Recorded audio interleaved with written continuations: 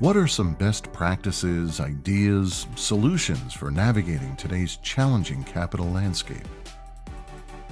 For navigating today's challenging landscape, I think there are three main points that I'd want to share. The first is the importance of a very rigorous underwriting process. I think it's very important to be clear about the opportunity that you're working on, whether it's new development or acquisition, and go very deep in your underwriting and your analysis and looking at all the different levers to make sure that they really are solid and you really can back them. It's more critical now than ever, and at times, maybe a deal won't work today, and it's important to decide if it's really going to be worth the resources, both human resources as well as financial resources to really launch a deal. The second thing I'd say, and it's something that people should have been addressing, is investor relations.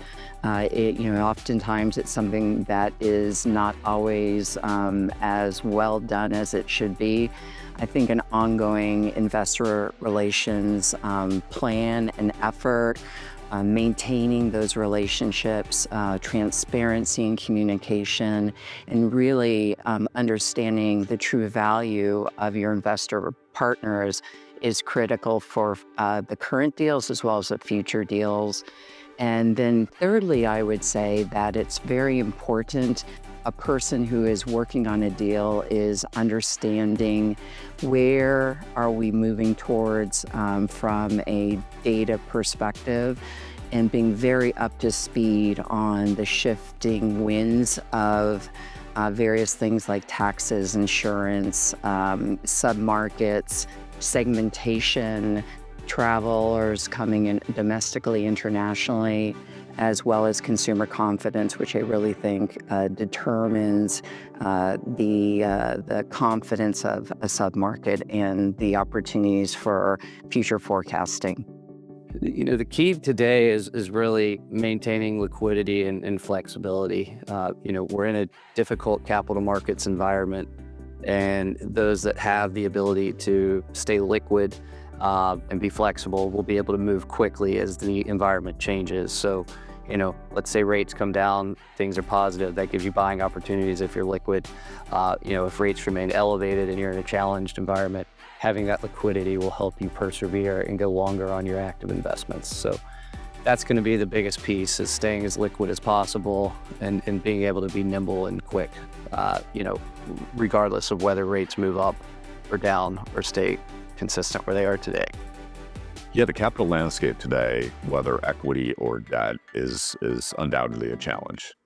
I think that this is a time more than any other time in our industry where deepening and growing relationships, ownership relationships, lender relationships is paramount. I think that's how we're going to get through these challenging times and find ourselves in a better spot on the other side. You also need to have a plan, whether it's refinancing your hotel, pursuing an acquisition, although transactions are especially tough at the moment.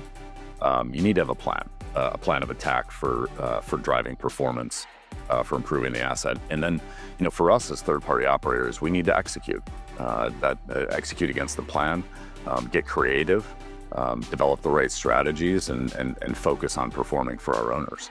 I think those are really what you need to focus on most right now, because capital availability, the transaction market, it's tough for us to control any of that. So as long as we focus on those areas that we can control, I think we'll all be in a better spot coming out the other side.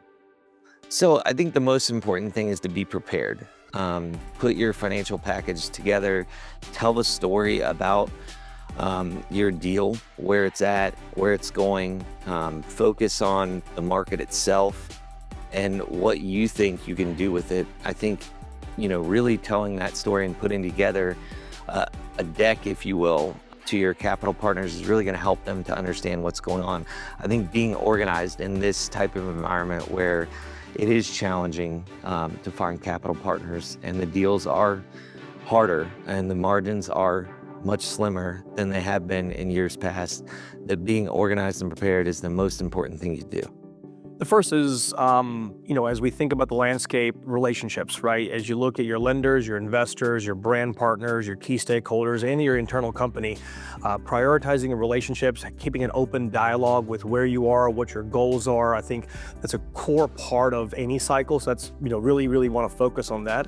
Number two is having a dialogue that is looking into the future, but also looking retroactively, like looking backwards on what worked, what didn't work, providing opportunities for your investors to get creative. As you look at the current landscape, there's various different platforms out there that move away from the traditional lender, traditional investor.